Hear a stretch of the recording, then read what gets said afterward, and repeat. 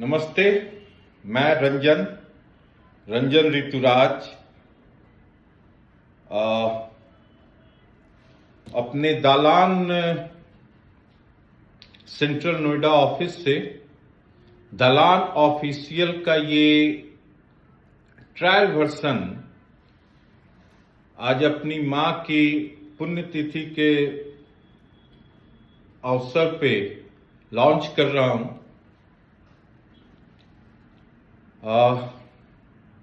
दालान official YouTube channel तो संभवतः मुझे लगता है 2009 के आसपास ही मैंने बना दिया था। उसके बाद भी कई सारे वर्जन मैंने बनाए, दलान ब्लॉग, दलान मुखिया जी, XYZ, लेकिन कभी इस पे रहा नहीं। यूट्यूब को मैं मूलतः गजल या पुराने गाने सुनने के लिए ही यूज करता रहा। कभी ध्यान नहीं आया कि मुझे भी वीडियो फॉर्मेट में आना चाहिए। शायद उसकी सबसे बड़ी वजह जो रही वो ये रही कि मैं करीब 16 साल एक शिक्षक के रूप में रहा और यह मेरा सौभाग्य था कि मुझे अपनी मेधा, मुझे अपनी मेरिट, मुझे अपनी प्रतिभा से कई गुना ज्यादा के मेरिट, मेधा और प्रतिभा वाले विद्यार्थी मिले। और ईश्वर ने मुझे सिर्फ एक चीज बड़ा थोड़ा सा यूनिक दिया है, वो है ऑब्जर्व करने की कैपेसिटी। तो ऑब्जर्व करने की कैपेसिटी के कारण क्या हुआ कि मैं अपने मेधावी छात्रों से compete करने की कोशिश में मेरी अपनी मेरिट बढ़ी। तो जब मैं बता नहीं सकता हूं कि JSS नोएडा के मेरे विद्यार्थी कहां हैं और कहां नहीं हैं। मुझे आज भी कई चेहरे याद है, Rajya Sabha member, IAS, IPS, IRS और अन्य सिविल सर्विसेज, गूगल, माइक्रोसॉफ्ट और ढेर सारे public sector units, state PCS officers, मतलब DSP, SDM, ADM, हर जगह। तो जब उस प्रतिभा के विद्यार्थियों के साथ आप लेक्चर डिलीवर करते हैं और काफी सारे लेक्चर आप काफी प्रिपरेशन के साथ जब डिलीवर करते हैं तो आपके अंदर वीडियो फॉर्मेट में आने की प्यास खत्म हो जाती है। तो वो प्यास कभी रही ही नहीं। लेकिन पिछले 22-23 सालों के सोशल मीडिया के इतिहास को देखा जाए तो मुझे लगता है 2016 के बाद वीडियो फॉर्मेट काफी तेजी से आया। उसके पीछे आपका क्या कहते हैं उसको, हार्डवेयर टेक्नोलॉजी, सॉफ्टवेयर टेक्नोलॉजी और साथ में इंटरनेट बैंडविड्थ का मिलना, ये तीनों का उपलब्धता कह सकते हैं। इन तीनों का मिलना ऐसा हुआ कि वीडियो फॉर्मेट का एक सुनामी आया और लोग जो आपके पाठक हैं, मुझे याद है कि 2013 में मैंने लालू जी पर एक पोस्ट लिखा तो 2013 में 50,000 लोगों ने उसे पढ़ा। और मेरे एक मित्र जो थे वो उन्होंने कहा कि आपका पहुंच तो टाइम्स ऑफ इंडिया बिहार या पटना एडिशन से ज्यादा है। तो मुझे लगा कि शायद लिखते ही रहना चाहिए। लेकिन क्या होता है कि जीवन, हम लोग एक प्रोफेशनल जर्नलिस्ट तो है नहीं, प्रोफेशनल राइटर तो है नहीं, प्रोफेशनल साहित्यकार तो है नहीं, प्रोफेशनल एक्टर नहीं है। ये शौक है। तो शौक को भी अभी भी शौक ही है, तो इसको पेशा के रूप में कभी कन्वर्ट करने का सोचिए। लेकिन ये रहा कि मेरी क्रिएटिविटी, क्योंकि टीचिंग भी एक क्रिएटिविटी है, एक्टिंग है। आपको डैश पे, पोडियम पे आप 1/4 ही नॉलेज देते हैं, 3/4 आप एक्टिंग करते हैं। तो वो वाली प्यास कभी नहीं रही, लिखने की प्यास लिखा है। तो अब पिछले 2-3 सालों से एक पॉडकास्ट का है, लोग खुद को ब्रॉडकास्ट कर रहे हैं। यूट्यूब शायद उसमें पैसा दे रहा है, मुझे ये नहीं पता कि कैसे देता है, कितना देता है, लेकिन पैसा is not in my merit, not in my priority. Major था कि अब जो भी मैंने पिछले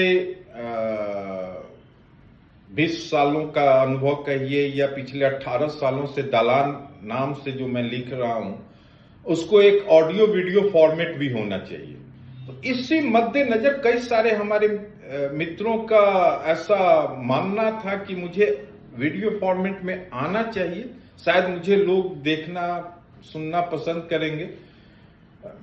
लेकिन मेरा जो अपना अनुभव है कि मैं जब 2007 का अपना दालान का पोस्ट याद करता हूं और अब जो मैं लिख रहा हूं 2025 में, 24 में, 23 में, तो काफी ज्यादा अंतर है। कई सारे जो पुराने मेरे पाठक रहे हैं वो कहते हैं कि काफी परिपक्वता आई है, लेकिन क्या होता है कि मैच्योरिटी तब आती है जब जिंदगी आपको उतार और चढ़ाव का एक सफर देती है। तो मेरे हिसाब से 2012 में मेरी माँ का बीमार होना और उसके बाद 2013 आज के ही दिन उनका इस दुनिया से गुजर जाना और उसके बाद एक यूपी टेक्निकल यूनिवर्सिटी के सबसे अच्छे इंजीनियरिंग कॉलेज के सबसे अच्छे विभाग के नंबर 2 स्तर पे सह प्राध्यापक जिसे एसोसिएट प्रोफेसर कहते हैं, उसको त्यागपत्र देना और उसके बाद अपनी पूरी जिंदगी नोएडा इंदिरापुरम से पटना शिफ्ट करना, उसके बाद उतार चढ़ाव जो हुआ वो काफी परिपक्वता दिया और कुछ उम्र, कुछ अनुभव, कुछ इर्द गिर्द, तो वो लेखनी में मैच्योरिटी आनी ही थी।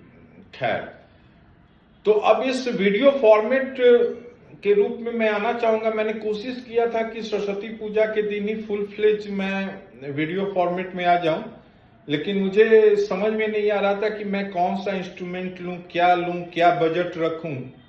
2-4 लोगों से पूछा भी तो वो बड़े कैजुअल ढंग से, सोशल मीडिया का एक बड़ा अजीब दिक्कत होता है कि हर आदमी खुद कैजुअल रूप में वहां जाता है और आपको भी कैजुअल रूप में लेता है।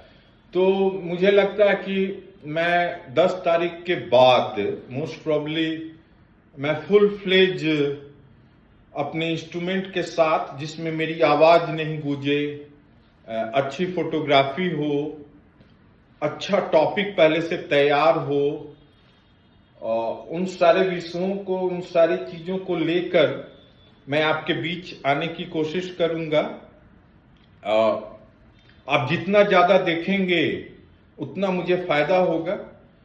हर दिन एक नया विषय होगा और मैं कोई प्रोफेशनल हूं नहीं, इसलिए मेरे विषय मेरी जिंदगी को छूते हुए जाएंगे।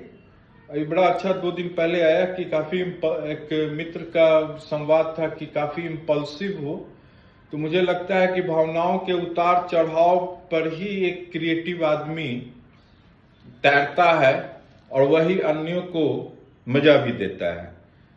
तो भावनाएं आएंगी, उसी भावनाओं में अब थोड़ा सा उसमें थोड़ा डिसिप्लिन होना, डिसिप्लिन होना पड़ेगा, लेकिन क्रिएटिविटी और डिसिप्लिन दोनों 2 पोल है। अगर एक क्रिएटिव आदमी बहुत डिसिप्लिन हो जाए तो उसके लिए बड़ा मुश्किल होता है।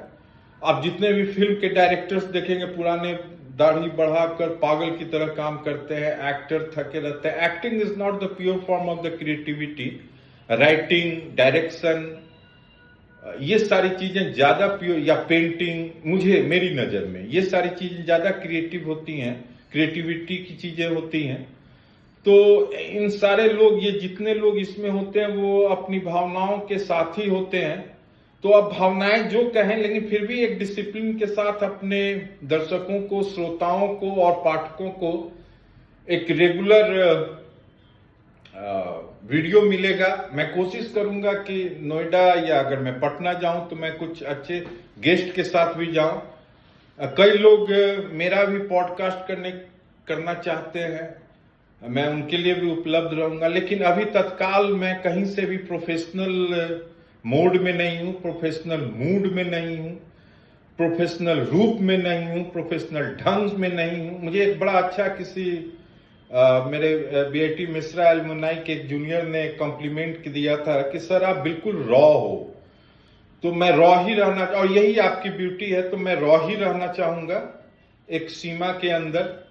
और खेत खलिहान दालान गांव शहर दफ्तर metro America Europe Australia Hyderabad Bombay और न जाने कितने जगहों की किस्से होंगे, बेंगलोर, और उन्हीं किस्सों में कुछ इकोनॉमी की बात होगी, कुछ पॉलिटिक्स की बात होगी। और मेरी यह कोशिश रहेगी कि मैं 100% तटस्थ रहूं, न्यूट्रल रहूं पॉलिटिकल मामलों में, जो कि एक असंभव बात है, फिर भी टुवार्ड्स 100%, यानी कि अगर आप 70% से ऊपर ज्यादा तटस्थ रहे तो ये अपने आप में अचीवमेंट है। फिलहाल मैंने हमेशा पिछले 12 सालों में अनगिनत बिहार से रिलेटेड पोस्ट लिखा है, बिहार विकास को लिखा है। अब मैं ट्विटर पे, जिसे एक्स के नाम से जाना जाता है, 100 डेज बिहार करके एक हैशटैग भी चला रहा हूं। आप अगर वहां सक्रिय हैं तो उसमें शामिल हों। वो वहां पे हम लोग धर्म जाति और राजनीतिक दलों से अलग हटकर सिर्फ बिहार बिहार और बिहार की बातें कर रहे हैं। तो ये सब चलता रहेगा। अब देखते हैं कि दालान का नया फॉर्मेट, जिस तरह से पाठकों ने मुझे परिपक्व बनाया, समय ने मुझे परिपक्व बनाया, जिंदगी के हालात ने मुझे परिपक्व बनाया, उस तरह से हमारे वीडियो के श्रोता और दर्शक कितना परिपक्व बनाते हैं। शुरुआती दौर रॉ रहेगी, मैं कोई प्रोफेशनल नहीं हूं, और रॉ अंदाज भी लोगों को लुभाता है। ऐसा नहीं है कि हर कोई सजा धजा ही पसंद करता है। इन्हीं शब्दों के साथ ये 12 मिनट का पहला ट्रायल वर्जन मैं अपलोड करने जा रहा हूं। धन्यवाद।